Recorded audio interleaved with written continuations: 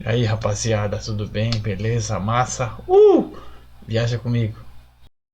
Notações: naturais letra N, inteiros E, racionais Q, irracionais IR ou R-Q, reais R, imaginários IM, complexo C.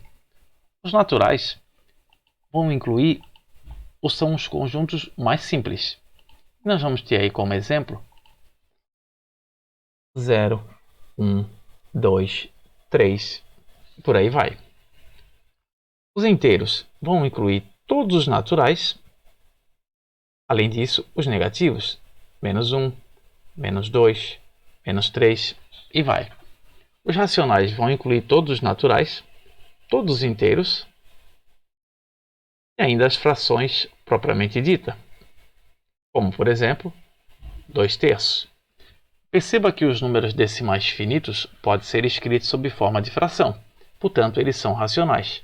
Por exemplo, 0,1, que é igual a 1/10. E as dízimas periódicas também são racionais, porque elas podem sempre ser escritas sob forma de fração. Por exemplo, 0,3333, que é igual a 1/3. Depois, irracionais são basicamente todos os números que não podem ser escritos sob forma de fração, ou seja, todos os números, todas as dízimas não periódicas. Por exemplo, 0,1, 2, 3 e assim vai.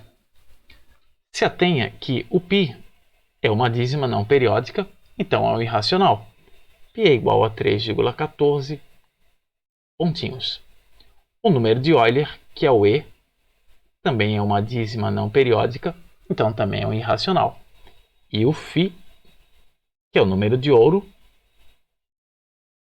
ele também é uma dízima não periódica, então também é um número irracional. Agora, algumas raízes você tem que ficar atenta se o seu resultado é exato ou não. Quando o resultado da raiz não for exato, por exemplo, a raiz de 2 e a raiz de 3, observe que o resultado dessas duas raízes são dízimas não periódicas, então são irracionais.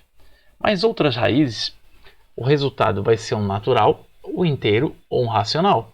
Por exemplo, e aí eles vão estar no conjunto dos racionais. Por exemplo, a raiz do 16, que dá 4. É um natural, é um inteiro e também racional. E ainda,